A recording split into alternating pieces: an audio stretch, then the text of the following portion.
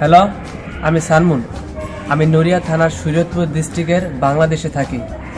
আমি দোয়েল মেডিকেলে কাজ করি। কিছুদিন আগে আমেরিকার UNR ইউনিভার্সিটি থেকে যে স্টুডেন্ট আসছিল, তাদের সাথে আমি অনেক কাজ করছি।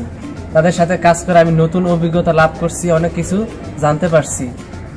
জন, টেস, ড্যানি, অ্যাশলি, লেক্সি এবং কাউসার ভাই সহ আর অন্য অনেকে আছে। তাদের সাথে আমি কাজ করে আমি নতুন কিছু শিখতে পারছি।